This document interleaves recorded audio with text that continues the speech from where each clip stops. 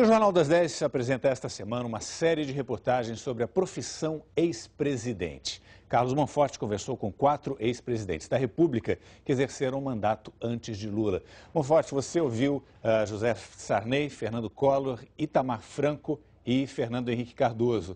Deu para descobrir o que leva alguém a entregar a vida política? Eu nunca consegui entender completamente isso.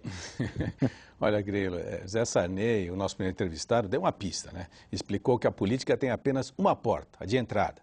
Apesar disso, Sarney, que me recebeu no gabinete da presidência do Senado, confessou que sentiu um alívio enorme ao deixar a presidência.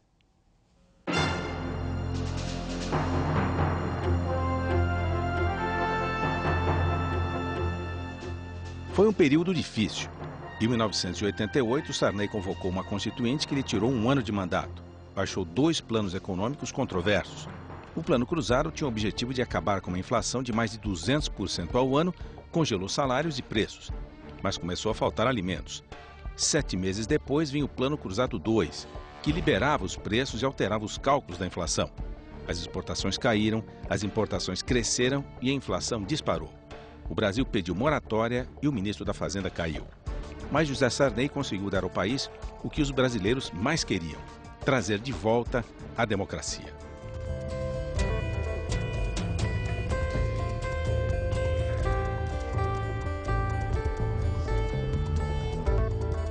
Presidente, como foi o dia seguinte, depois do poder? Olha, eu saí do governo com uma extrema sensação de felicidade, porque afinal eu tinha concluído uma etapa difícil da história do Brasil, na qual eu entrei sem nenhuma possibilidade de sair bem, uma vez que com o problema do Tancredo, nós tínhamos pela frente uma série de interrogações e uma série de dificuldades. O senhor assumiu no momento de esperança do país, né? Que todo mundo estava tenso por causa de Tancredo, mas ao mesmo tempo esperançoso que o país ia fazer uma mudança na sua vida. Mas o senhor assumiu e eu pergunto para o senhor qual foi a influência que essa, de repente, a ascensão ao senhor à presidência da República teve no governo e depois na sua vida? Olha, eu quando assumi a presidência da República, eu fui comunicado às 3 horas da manhã que ia assumir a presidência da República às 10 horas.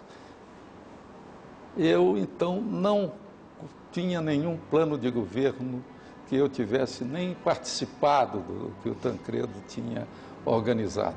Então, eu entrava num absoluto terreno do desconhecido. Tanto que eu disse naquele dia, eu digo, olha, Deus não deve ter trazido de tão longe que ele não tivesse uma missão e uma proteção a me dar, porque eram as dificuldades que nós tínhamos. Eu conhecendo a história do Brasil, sabendo que eu não tinha um partido político para me apoiar, sabendo que não tinha uma bancada federal para me apoiar, sabendo que, ao mesmo tempo, eu não tinha nenhuma preparação administrativa para exercer a presidência. Eu estava condenado a ser mais um presidente a ser deposto no Brasil, como foram outros presidentes. Então, a minha primeira preocupação no governo foi justamente a de legitimar o presidente, que até então ele exercia, por delegação e pela morte do Tancredo, as suas funções. Muitos achavam que depois que o senhor deixasse a presidência da República, o senhor iria se dedicar à literatura, né, que é a sua paixão, e também à fundação que o senhor criou para conservar a herança do poder, mas nada disso aconteceu. O que houve? A gente faz o planejamento da vida, mas o destino não obedece a esse planejamento que se faz.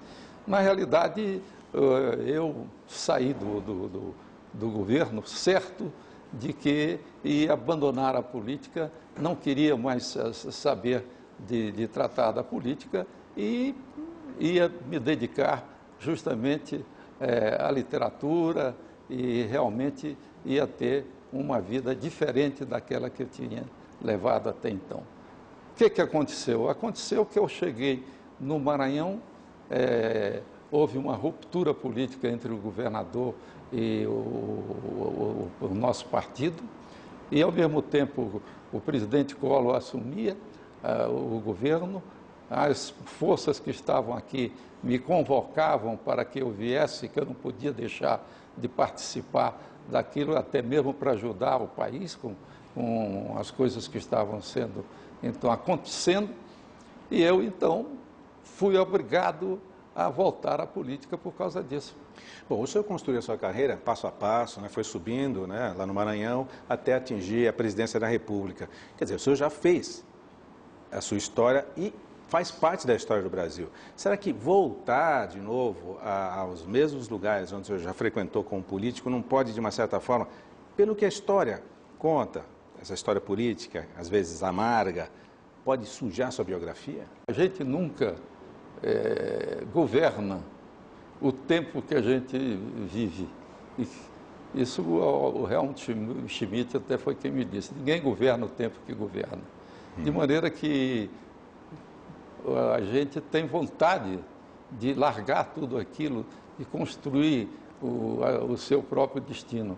Mas, evidentemente, as coisas não são feitas como a gente pensa. Até mesmo porque a política só tem uma porta, é a porta da entrada, não tem a porta da saída. Ninguém encontra.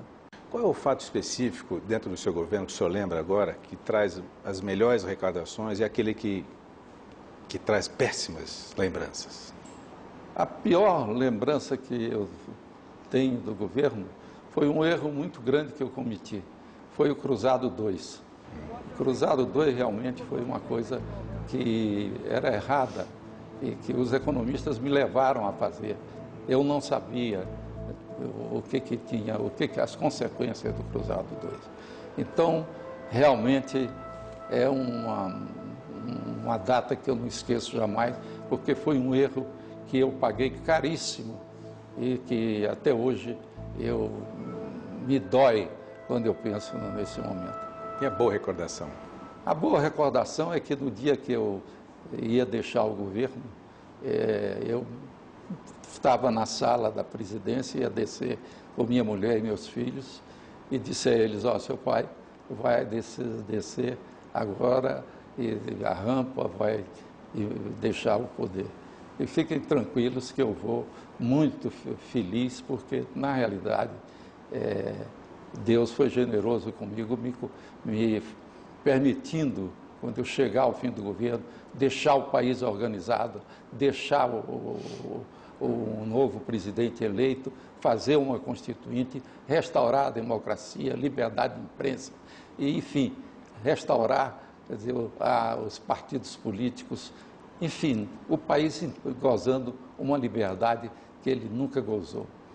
Agora, aí fora, tem dois grupos. Um grupo que vai aplaudir o Collor e um grupo que vai vaiar o Collor, que são o do Lula. Os dois grupos vão me vaiar, de maneira que eu não tenho solução.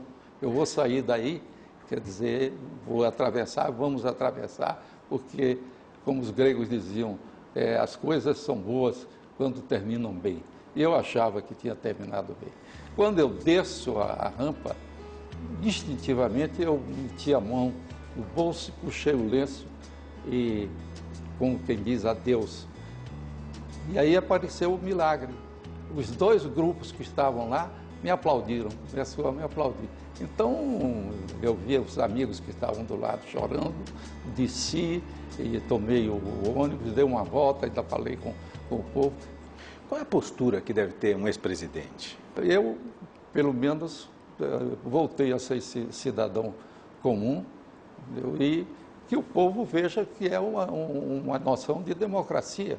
Ver que um homem que foi eleito, que foi presidente da República, que teve os destinos do país na mão, ele está ali como qualquer cidadão comum, empurrando a sua bagagem, entrando numa fila de aeroporto, entrando numa fila numa loja.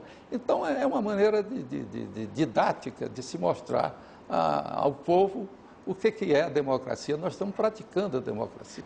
Boa noite, presidente. Muito obrigado pela sua entrevista. Obrigado.